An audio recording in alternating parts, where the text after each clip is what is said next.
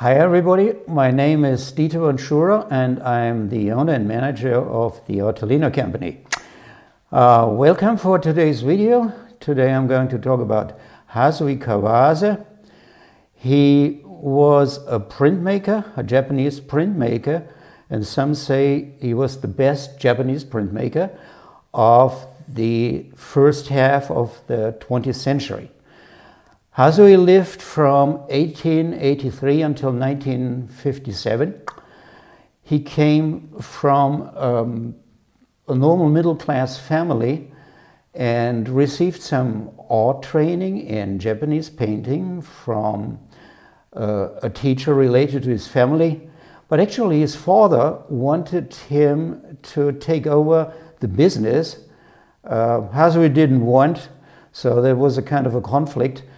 That resolved itself when Hasui's sister married a shop assistant, and then Hasui was free to become an artist. At that time he was already 26 years old and he wanted to receive printmaking training from a well-known Japanese printmaker with the name of Kawase. But when he approached Kawase said, "Oh, you guy, you're too old for me." And he rejected him. Hasui tried again 2 years later. And well, at that time he was actually not younger than before. But Kawase finally accepted him and he got that training. Hasui had cooperated with a publisher with the name of Watanabe Shutsaburo. And in the next step, I'm going to show you a few of the famous prints made by Hasui. Hasui is famous especially for night scenes, for snow scenes, and for rain scenes.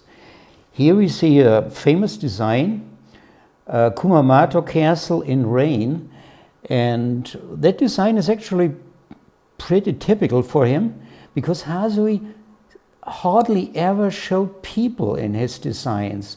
It's nearly always landscape designs, and when he shows people it's just one single or a maximum of two people, and that gives a certain atmosphere, a strange eerie mood which is so typical for Hasui. The way Hasui worked was quite unique. He made sketches on the spot. That means he traveled a lot. Hasui was a guy who had an eye problem, so he had to go close to an object to make the sketches. In the evening then he colored these sketches, and when he came back to Tokyo he handed these sketches over to the carver, who then turned it into a woodblock print.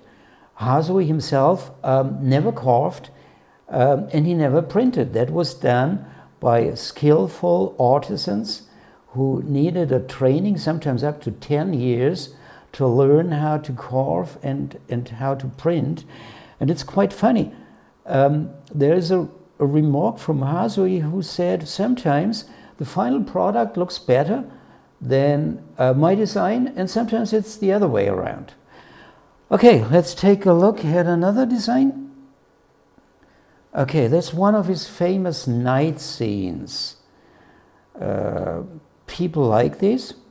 This is called Moon at Magome Village. And let's go to another one.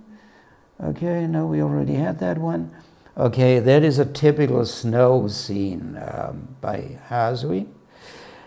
Hasui died in 1957, and 1 year before his death, he was declared a national living treasure by the Japanese government. That is one of the highest awards that a Japanese artist could get. Okay, so much for today about Hasui. You can read more about this artist on the Artelino website. There you find altogether more than 1,000 articles about Japanese prints. in English and at least 250 in German. Enjoy it. Goodbye and have a nice time.